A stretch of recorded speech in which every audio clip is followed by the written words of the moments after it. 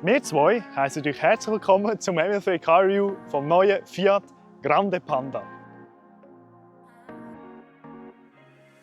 Der Grande Panda gibt es als Hybrid und als Elektroversion. In Hybridform hat er 3 verschiedene Ausstattungsvarianten, die man auswählen kann: Pop, Icon und La Prima. La Prima ist die teuerste.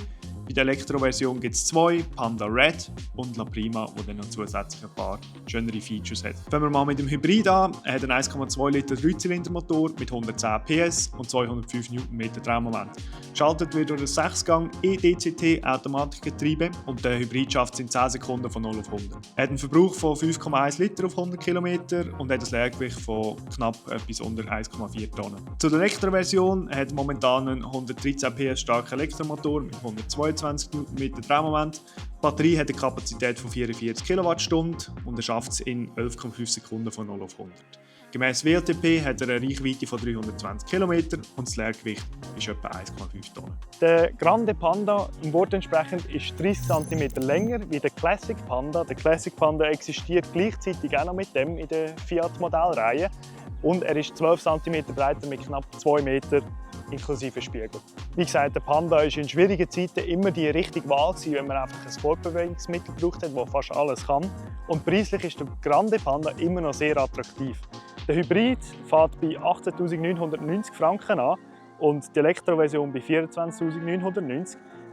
Die Hybrid-Variante ist nur knapp 2.000 Franken teurer wie der Classic Panda.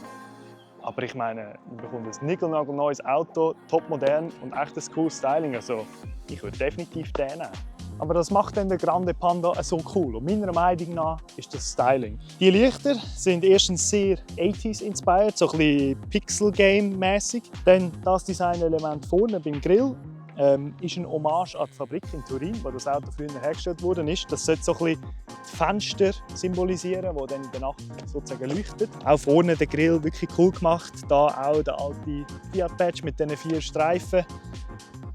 Also von vorne ist wirklich ein sehr attraktives Auto, das so ein bisschen das Retro-Styling in eine moderne Form nimmt. Weiter auf der Seite.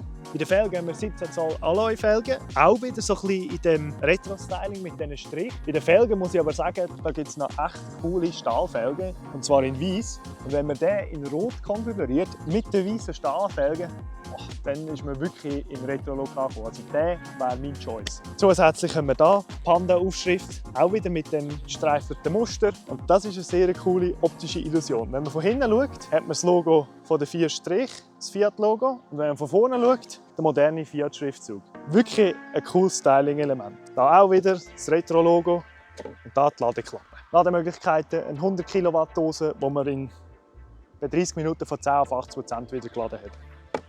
Weiter hinten der eingeprägte Fiat-Schriftzug, auch hier wieder das Retro-Logo, zusätzlich der kleine Dachspoiler. Und was ich am coolsten finde, sind die Rücklichter. Auch wieder sehr am 80er-Jahr-Panda inspiriert, mit diesen 4 Dioden sozusagen. Und das in der Mitte, das Ganze hängt also über das Auto raus. Also es ist echt ein cooles Designelement, gefällt mir sehr, sehr gut. Herzlich willkommen im Interior. Auch hier geht es weiter mit dem Retro-Look. Ich muss sagen, der Designer, der den Panda geschaffen hat, hat unter anderem auch am Renault 5 geschaffen, wo ja wirklich eine sehr gelungene Retro-Modernisierung sozusagen durchlaufen ist. Und das sieht man im Panda auch. Die Features ziehen sich da einfach durch.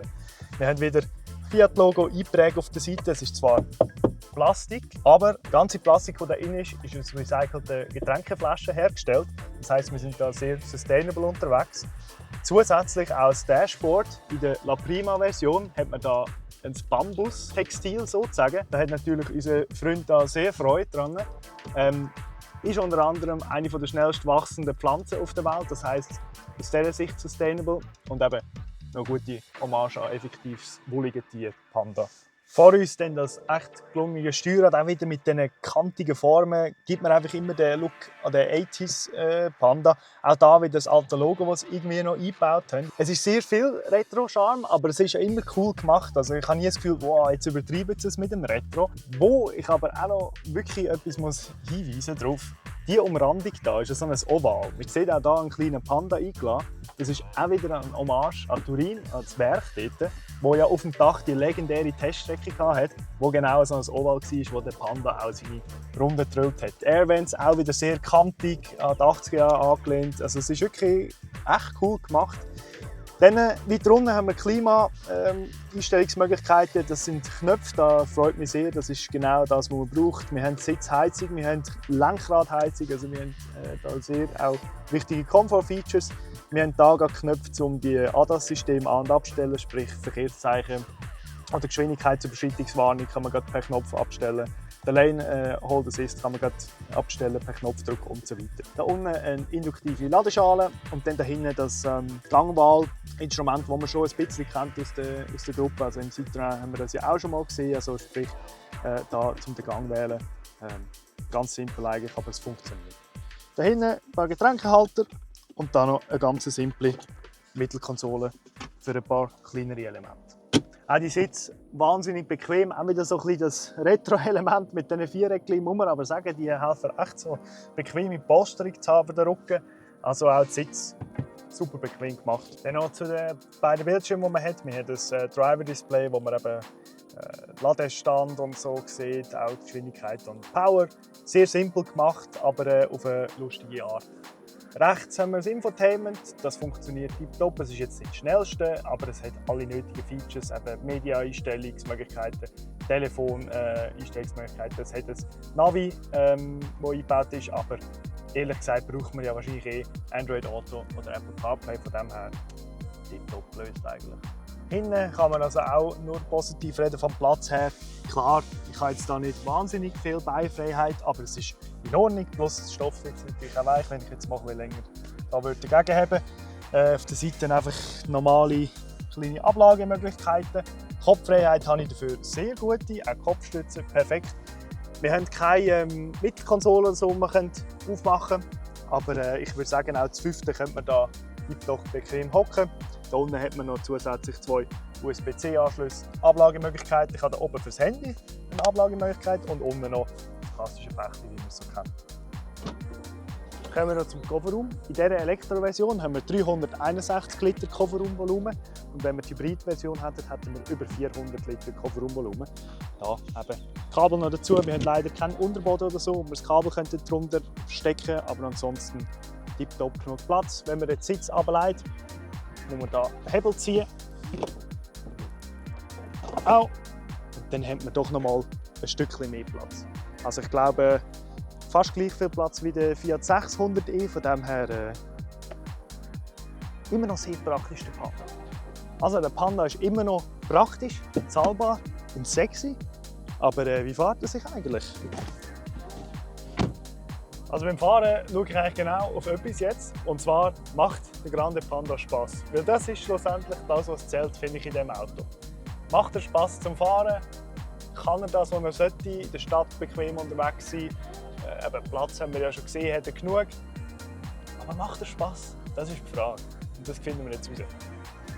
Der Panda war immer das ultimative Stadtauto. Und jetzt ist die Frage, also schnell ist er schon mal nicht. Schnell ist er schon mal nicht, das wissen wir. 11 Sekunden 0 auf 100. Ich denke, wünsche kein Rennen, aber er fühlt sich trotzdem recht so ein bisschen kartmässig an, wenn ich hier um die Insel herumfahre.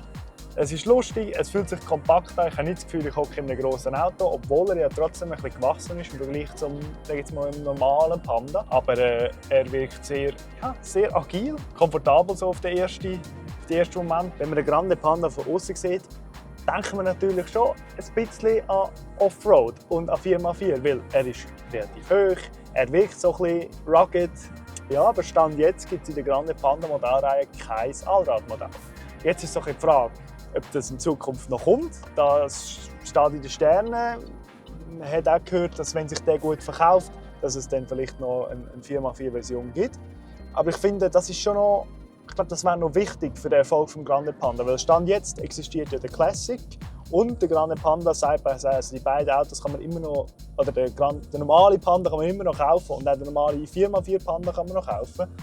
Und ich habe das Gefühl, dass das wirklich ein Erfolg wird mit dem Grande Panda. Abgesehen vom Styling und der Ästhetik und alles, sollte er auch für wirklich wieder die Masse brauchbar sein. Weil das ist ja eigentlich, was der Panda ausgezeichnet hat.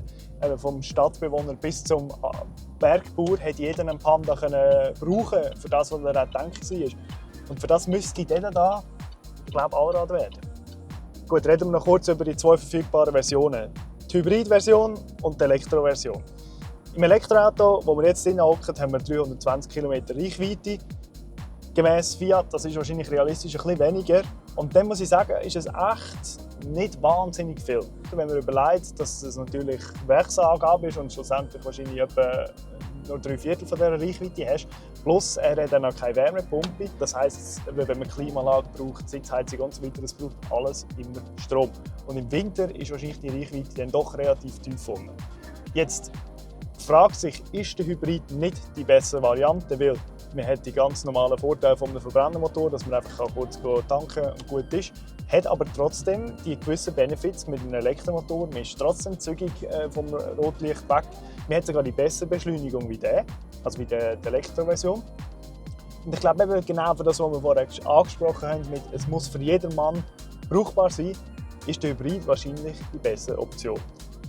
Aber dann fängt man sich wieder an zu überlegen, wieso existiert denn der Classic Panda noch, oder? Weil preislich 2000 Franken Unterschied, das müsste irgendwie möglich sein, dass man das noch rausholen kann, oder? Und dann ist das absolut das attraktivere Auto. Man hat die gleichen Möglichkeiten vom Motor her, wenn man den Hybrid wählt. Man hat mehr Platz, man hat definitiv ein stylisches Auto. Ich bin gespannt, was Fiat mit diesen unterschiedlichen Modellen so macht.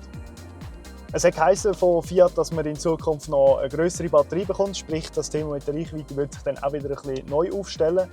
Und dann ist die Frage, ob der Hybrid wirklich die bessere Option ist oder der Elektro. Aber ja, es bleibt spannend bei Fiat. Also der neue Grande Panda, wirklich eine sehr coole, lustige und auch preislich sehr attraktive Neuinterpretation vom legendären Panda. Er verhält sich in jeder Fahrsituation wie ein Panda sollte, er hat genug Platz, er ist praktisch und er ist lustig. Ist für jedermann, für den Stadtbewohner oder auch für den Alpenbauer, der noch hinten irgendetwas reinschmeißen müsste. Also es gibt eigentlich nicht viel mehr zu sagen, wie «Gang und Probe fahren» beim Emil Frey Dealer. Und dann sehen wir uns nächste Woche wieder in einem neuen Video.